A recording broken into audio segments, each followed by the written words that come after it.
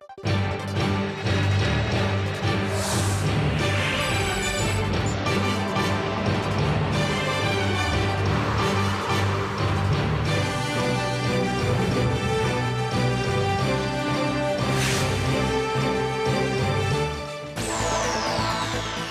the headlines, South Korea still awaits North Korea's response to its proposal for high-level talks. Attention now goes to another batch of anti-Pyongyang leaflets scheduled for this Saturday.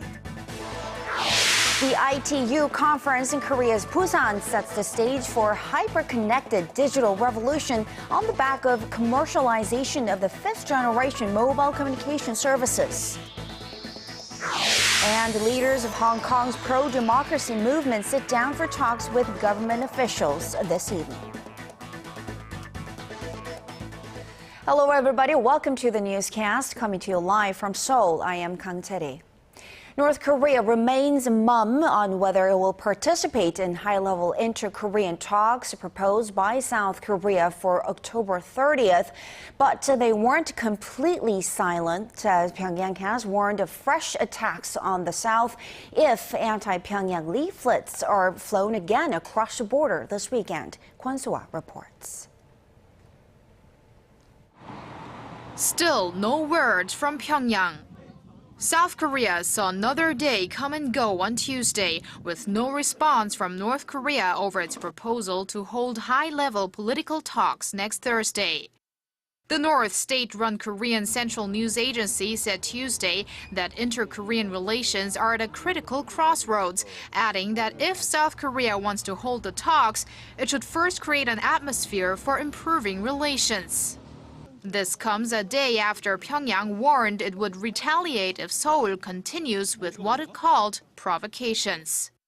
North Korea was referring to an incident on Sunday when the two Koreas traded fire across their shared border. This after 10 North Korean soldiers were seen approaching the military demarcation line near the border city of Paju. Heightened military tensions have cast a dark cloud over prospects the talks will go ahead as planned. Experts believe North Korea's hostile behavior that follows a recent visit by a high-level North Korean delegation is a calculated move, and that the regime wants to put itself in a better position for talks. There is a high chance that North Korea will respond to South Korea's proposal for a second round of high-level talks after watching how the Park administration deals with the South Korean activists that plan to send anti-propaganda leaflets later this week.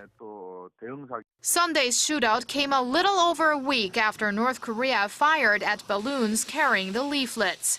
If talks resume, Pyongyang is expected to ask the South to lift sanctions, provide economic support, and take steps to stop South Korean activists from flying anti-Pyongyang leaflets across the border. Kwon Soa, ARIRANG News. It had been assumed that South Korean President Park Geun-hye would hold summit talks with Chinese President Xi Jinping at next month's APEC summit in Beijing, and today it's been confirmed. Kim Young-gil tells us more. Former top Chinese diplomat Kang Chery came to his meeting with President Park Geun-hye on Tuesday with a message from Chinese President Xi Jinping that summit talks will take place next month as widely expected. Kang said President Xi was looking forward to seeing President Park at November's APEC summit in Beijing, adding that President Park is highly revered in China, not just as a head of state, but also as a distinguished guest. President Park responded by thanking Kang for his deep interest in Korea-China relations, even after retiring as a diplomat in 2008. It is not the first time that President Park met with Kang.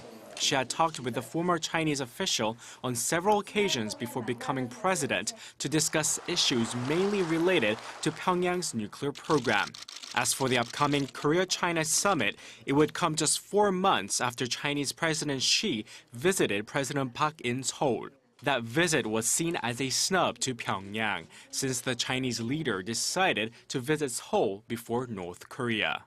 Kim Young-gil, ARIRANG News. South Korea's Foreign Minister Yoon Byung-se and Defense Minister Han Min-gu will head to the United States on Wednesday to attend a bilateral foreign and defense ministers meeting. Seoul's foreign ministry says the so-called 2+2 talks will be held in Washington on Thursday local time, with U.S. Secretary of State Kang Chery and State Secretary of Defense Chuck Hagel in attendance. Of course, the two sides are expected to cover a range of issues, including North Korea's nuclear program and measures to strengthen the South Korea-U.S. alliance. The top security advisors from South Korea and Japan sat down for talks in Seoul on this Tuesday. It is Japanese National Security Advisor Shotaro Yachi's first trip to Korea since taking his post in January. Kim used this opportunity to call on Japan to address its sexual enslavement of Korean women during the Second World War. He said relations between Seoul and Tokyo would continue to suffer until this matter is resolved. The two top security officials also spoke of narrowing their differences leading into next year, which marks the 50th anniversary of diplomatic ties. Yachi also met with Foreign Minister Yoon Byung-se on Tuesday, where the very same issues were addressed. Representatives from Korea's ruling and opposition parties met this Tuesday for discussions on 3 bills related to the April ferry disaster. Ruling party, Saenuri Party floor leader Lee Wan-gu met with his opposition New Politics Alliance for Democracy counterpart Oh Yoon-gun. Now the two discussed the details of a pending Seoul ferry bill, emphasizing that it should be passed by the end of this month. In an attempt to prevent accidents like the April ferry disaster, the 3 bills aim to end corruption between companies and government officials. The two parties also launched a special task force team that's working on these bills, which they aim to pass at an upcoming parliamentary session next Friday. For the latest in news that impacts Korea and the world, join Kang Chery for a lively half hour that covers politics, business, international news, and much more. Live at 8 every weeknight on ARIRANG TV. Human Rights Council headquarters in Geneva on Thursday, finding ways to persuade. The 2014 ITU, or International Telecommunication Union Conference, often dubbed the Olympics of the ICT industry, is very much underway in Korea's largest port city of Busan. There, IT and mobile experts are discussing ways to make the next generation of mobile communications technology a reality. Seongji reports from Busan. In a little over 5 years' time, when 5G technologies are fully commercialized, people will be able to download a high-definition movie in less than 1 second.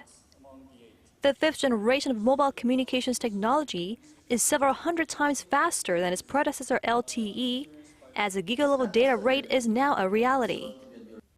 In the early years of 2020, will feature approximately 6 gigabits per second peak data rate, and may eventually reach up to tens of gigabits per second. However, what is more important than the peak data rate, we think, is the minimum data rate experienced by the users. That threshold will be maintaining a minimum data rate of 1 gigabit per second. But Samsung recently succeeded in establishing a 1.2 gigabit per second data rate on a vehicle that was traveling at 100 kilometers an hour. So we're inching closer to realizing the next generation of mobile technology, something that will connect all individuals and things, also known as Internet of Things. When 5G technologies launch in 2020, everyone will be connected. Every object will be connected to each other, and objects and individuals will be connected. It will be an ultra-connected world, which will mark the beginning of an entirely different paradigm for ICTs. The Korean government aims to test its 5G technologies at the 2018 Pyeongchang Winter Olympic Games. Seoul says the sporting event will be a global testbed for the technology we can expect to see in the post-2020 era. 송지선, ARIRANG News, Busan. Apple has announced record profits, beating expectations for the fourth fiscal quarter ending on September 27th. But there were some ugly spots coming from its struggling iPad sales. Kim Hyun-bin tells us more. Apple's fourth quarter earnings have smashed expectations on the back of strong iPhone sales. The company posted $42.1 billion in sales and a net profit of $8.5 billion. Apple sold 39.3 million iPhones in the quarter, the first after new iPhone 6 and iPhone 6 Plus were on sale. That's well above what analysts were expecting and 16% higher than the same period last year. Apple's $1.42 per share profit also exceeded analysts' prediction of $1.31 per share. Apple sold a record 5.5 million iMac computers, up more than 20% from the same quarter in 2013. The only black mark in an otherwise glowing report was its flagging iPad line. iPad sales were down 13% from the previous year for a third successive quarter of decline. Sales of the iPhone, on the other hand, have steadily increased, even though smartphone sales have declined in developed markets such as the US and Europe. The larger screen iPhone 6 and 6 Plus got a strong reaction early on, with the company selling 10 million smartphones in the opening week, up 1 million from last year. Apple is expected to see a big jump in sales in the near future, as it teamed up with China Mobile last year, the largest carrier in the world, gaining access to around 800 million more subscribers. Kim Hyun-bin, ARIRANG News. A technology that a tiny Korean company recently developed has caught the eye of the world's leading space agency and could change the way its astronauts work in zero gravity. Shin Se-min reports. A small company of 3 has the technology that NASA wants. Kwang Technomagnet, based in Gyeonggi-do Province, has recently completed work on the world's first permanent magnet controlling technique. The technique creates a strong magnet that draws objects weighing dozens of tons within just 0.3 seconds using only 10 amps. This is an original green technology that will help fuse dozens of tons of objects without the help of a current in less than a second. The company has already acquired 13 patents for the technique, and a global patent is pending. By adopting the technique, NASA thinks its astronauts will no longer have to dock a spacecraft manually, but will be able to do it automatically. The technique is also expected to solve the issue of bolt damage, with magnetic force diminishing the risk of explosion, and the Korean firm and NASA will soon conduct a verification test. The company was able to export the technique thanks to support from Gyeonggi-do Province through a program of the University of Texas. We educate domestic companies in collaboration with companies outside of Korea and eventually help the domestic companies enter the global market. 15 domestic SMEs have been selected for the program sponsored by Gyeonggi-do Province and the University of Texas, which has a budget of $1.4 million. The program has supported 81 companies over the past 6 years, generating over $41 million. Shin Se-min, ARIRANG News. Having a cup of joe after a meal comes quite naturally for many Koreans, with many willing to pay big bucks for premium quality coffee. So it may come as no surprise that the country's coffee imports are forecast to hit a record high this year. Data from the Korea Customs Service shows that Korea's coffee imports during the first 9 months of this year came in at 99,000 tons, up 19% on year. That figure already surpassed the previous record for annual coffee imports set back in 2011. Most coffee imports came from Vietnam, followed by Brazil, Colombia, and Honduras. A slumping real estate market, weak domestic demand, and stagnant industrial production all played a part in giving China its slowest GDP growth rate in 5 years in the third quarter. If the rate continues to slide, experts say the Chinese government may be forced to come in. Kwon Kim reports. China's third quarter GDP growth rate came to 7.3%. And while that's slightly above expectations, it represents the nation's lowest level of growth since the global financial crisis in 2008. China's National Statistics Bureau pointed to a complicated domestic and global environment for the slide. In general, the economy has remained stable and actually improved over the first 3 quarters. But the environment domestically and internationally remains complex, and the economy is facing challenges. Exports, the main driver of industrial production, surged more than 15% in September on year.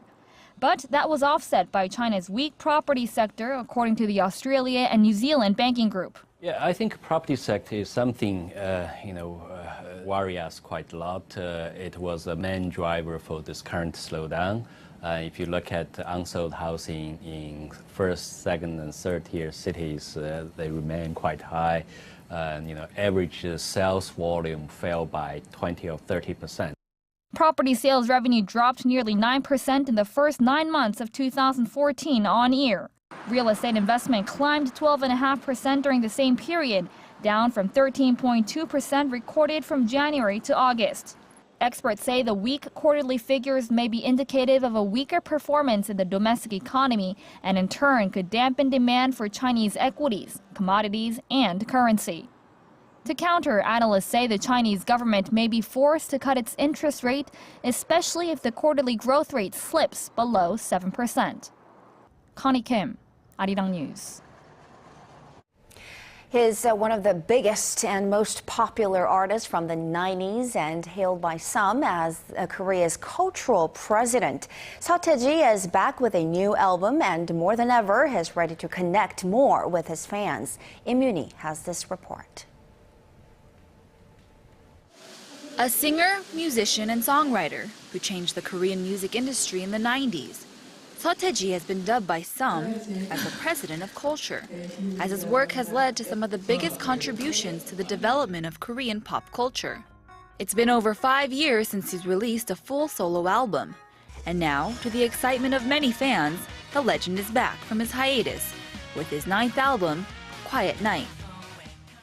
As far as being mystical is concerned, I've always kept creating music, and my desire to express myself through music has never changed. The album's lead track, Christmas Malo Win, was also the theme of his comeback concert that took place just last weekend. A concert that blew fans away with its stage production, but of course, in the end, it was all about the music. Some see my music as social commentary. For example, Santa was portrayed as a bad person, but some saw him as a man of power or as a bad boss. And it's this variation in interpretation that the artist wants to see. The new album contains a mix of electronica and rock, as well as fun throwbacks to pop music. And this time, the artist has cited his family as a source of inspiration. This time, my muse is my daughter. I've been inspired by my offspring, and that shows in my music. Seo Tae-ji is a name that will forever be known in Korean pop music. And though it's been over 20 years since the artist first made his debut, he shows that he's not done with the industry quite yet. Im Yoon-hee, ARIRANG News.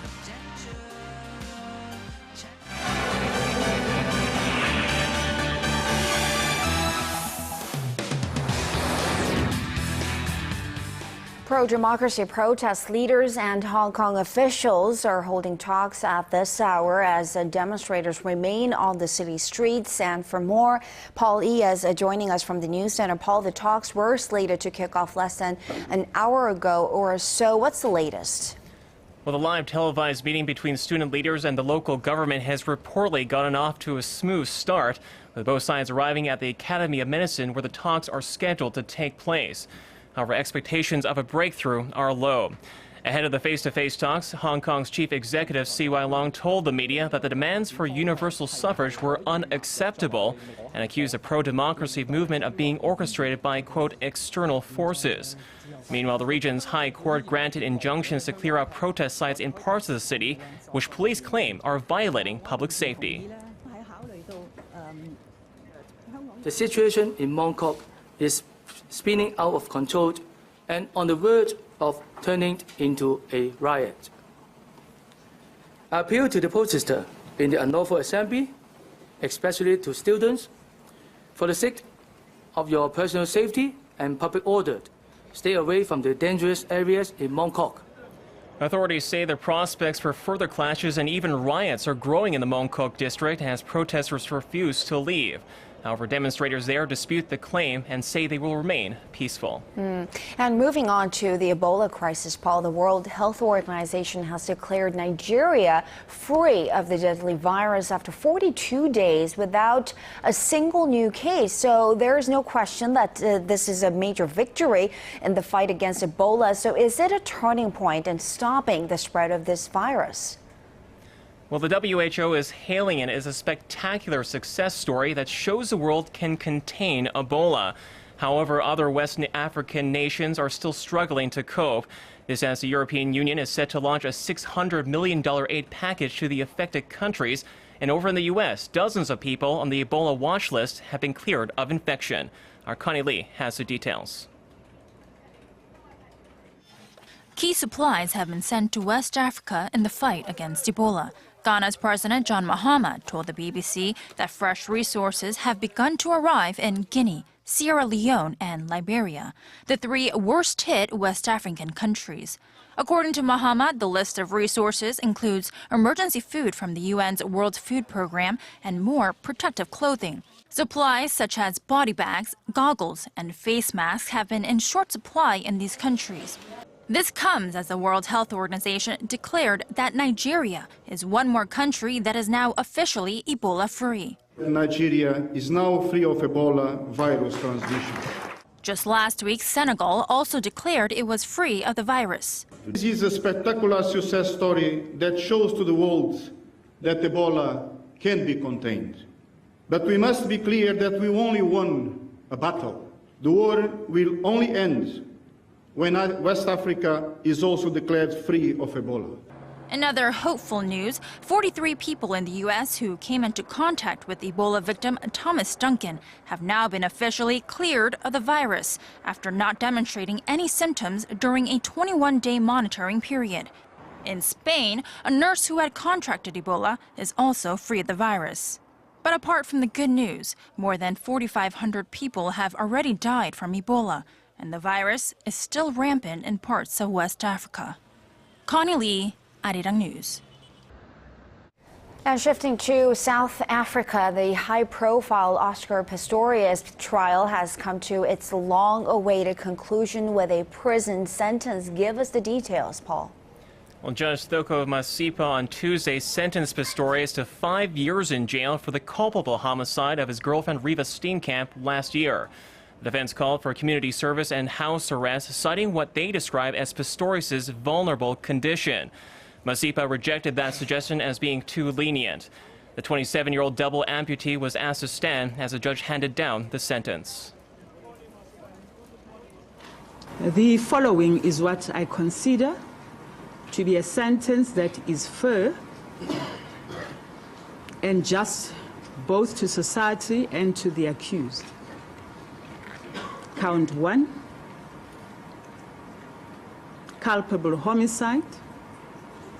The sentence imposed is a maximum imprisonment of 5 years imposed in terms of Section 276(1)(I) of the Criminal Procedure Act. On a separate firearms charge for which Pistorius was also found guilty, Judge Masipa gave him a 3-year suspended sentence.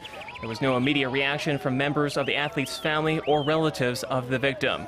And neither the prosecution nor defense have said they will seek an appeal.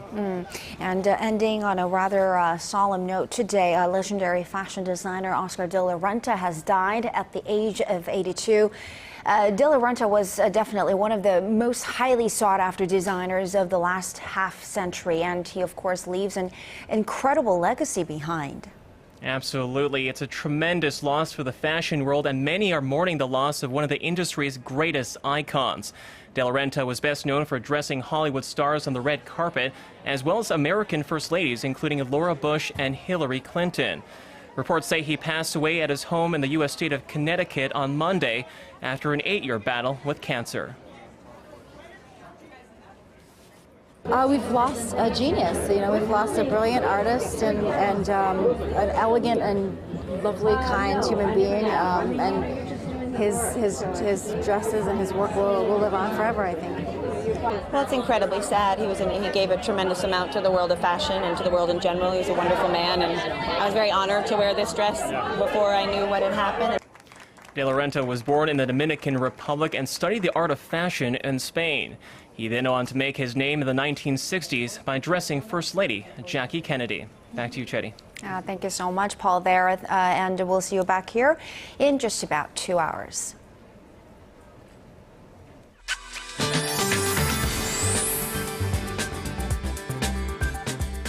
It's wet and chilly. I'm Michelle Park here with the latest updates. Rain in Seoul have been subsided, but it's still raining heavily over in the southern regions, pouring about 30 millimeters per hour. And we are expecting 100 millimeters or more with thunderstorms in the Chungcheongdo and Gyeongsangbuk-do provinces, while up to 30 to 80 is expected in the southern regions. Now looking at the water, strong wind and wave advisories have been issued with wave could that be picking up to 4 meters high. Now going over to our tomorrow's readings. So we'll start off the Wednesday morning at 10 before reaching up to 18 degrees in the afternoon. Meanwhile, the southern cities such as Daegu and Busan will reach in the high teens. Now moving over to other regions, Jeju Island peaks to 18, while Dokdo and Mangkeungang will be on the chillier side. Well, that's all for now. I'm Michelle Park, and have a wonderful evening. Thank you very much, Michelle. And that will do it for this edition of ARIRANG News. Thanks for watching.